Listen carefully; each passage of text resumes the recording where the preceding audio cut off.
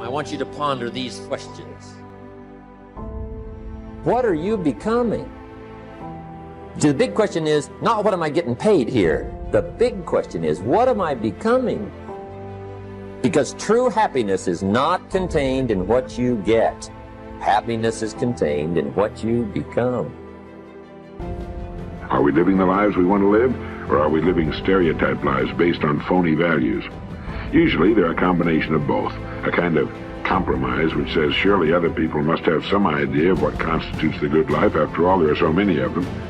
But when we look closer, we see that they're living shadow lives, as Mumford calls them. In competition, ice skating, you've seen a couple match each other's movements almost perfectly. It's called shadow skating, I believe. They try to match each other's movements so perfectly that each might be the other's shadow. You know, everybody has a different temperament and personality, and it's something that has to be developed, over a period of time. If you're too shy, you should really learn to push that into a small corner and speak up more. If you're a little too loud, maybe you should, calm down just a little bit. But we shouldn't try to just radically become someone else. But that's what sophistication and civilization is supposed to do, is to make us civil. And all so-called civilized peoples have increasingly become crazy and self-destructive because through excessive thinking they have lost touch with reality. A person who thinks all the time has nothing to think about except thought. So he loses touch with reality and lives in a world of illusion.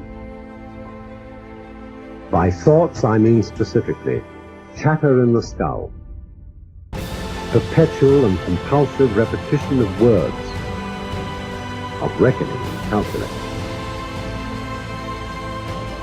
We become what we think about most of the time, and that's the strangest secret. This is why thinking is so vital. This is why a goal is so important, because we will become that. This is why people who set goals achieve them. The trouble with men is not in achieving their goals. They do that. It's in establishing them.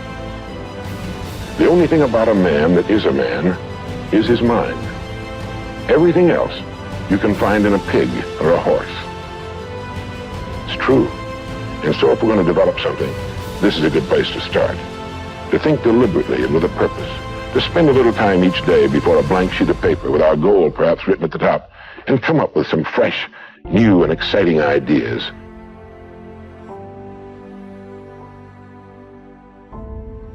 How to get the results you want. The principal reasons for failure are lack of confidence and too much effort. Many people block answers to their prayers by failing to fully comprehend the workings of their subconscious mind. When you know how your mind functions, you gain a measure of confidence. You must remember, whenever your subconscious mind accepts an idea, it immediately begins to execute it. It uses all its mighty resources to that end and mobilizes all the mental and spiritual laws of your deeper mind. This law is true for good or bad ideas. Consequently, if you use it negatively, it brings trouble, failure, and confusion. When you use it constructively, it brings guidance, freedom, and peace of mind. The right answer is inevitable when your thoughts are positive, constructive, and loving. From this, it is perfectly obvious that the only thing you have to do in order to overcome failure is to get your subconscious to accept your idea or request by feeling its reality now, and the law of your mind will do the rest. Turn over your request with faith and confidence, and your subconscious will take over and answer for you. You will always fail to get results by trying to use mental coercion. Your subconscious mind does not respond to coercion. It responds to your faith or conscious mind acceptance.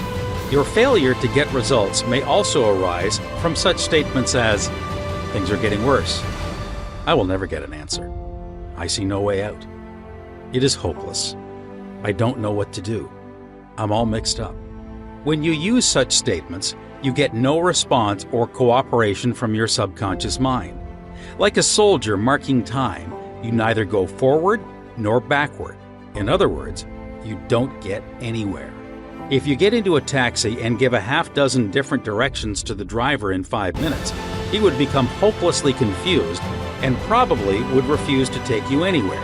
It is the same when working with your subconscious mind. There must be a clear-cut idea in your mind. You must arrive at the definite decision that there is a way out, a solution to the vexing problem in sickness. Only the infinite intelligence within your subconscious knows the answer. When you come to that clear-cut conclusion in your conscious mind, your mind is then made up, and according to your belief, it is done unto you. Easy does it. A house owner once remonstrated with a furnace repairman for charging $200 for fixing the boiler.